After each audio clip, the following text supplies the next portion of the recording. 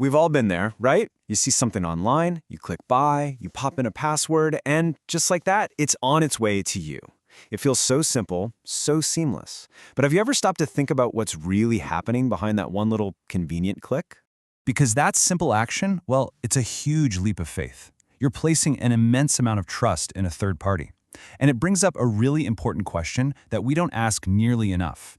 When you hand over your financial details to a platform, who actually has the final say over your money? Who's really holding the key? So, to really get how we got here, we got to rewind the clock a bit. Think about the early days of the internet. It was kind of like the Wild West, Full of amazing promise, but also a ton of risk. How could you trust some seller halfway across the world? And for that matter, how could they trust you? A whole new kind of service had to come along to solve that exact problem. And that's what happened.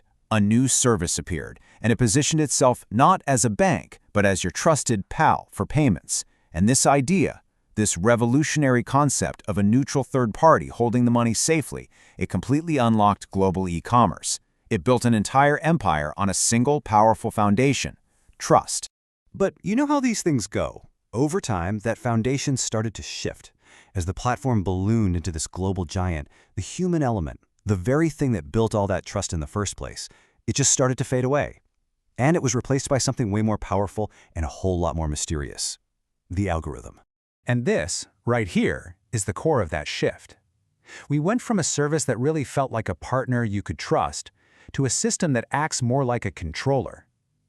That friendly pal became a faceless gatekeeper. Now decisions aren't guided by human relationships anymore, but by cold, hard, automated logic. This brings us to a really important concept, the digital gatekeeper. The source material defines it as a private entity with unchecked absolute power. And let's break that down. Unchecked because, well, good luck finding a clear way to appeal a decision. And absolute, that means they can, without any warning, completely sever your connection to the digital economy. And this is the dark side of all that convenience. For thousands and thousands of users, I'm talking small business owners, freelancers, artists, this isn't some theoretical what if. It is a devastating reality.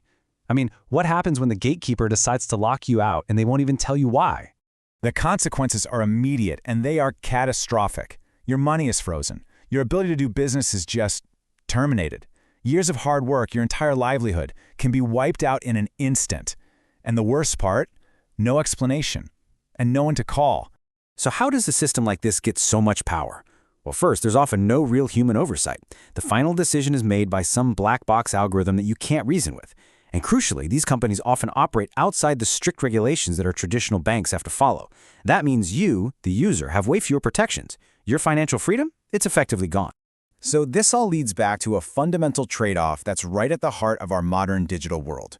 We've embraced these platforms for their incredible convenience, for being able to send money anywhere in the world with a single click. But we really have to ask ourselves, what did we give up in return? And here's that trade-off, summarized perfectly. We have traded financial autonomy for convenience. Think about that for a second. We've outsourced control over our own money to private companies, companies whose rules are a mystery and whose judgments can be final and absolute.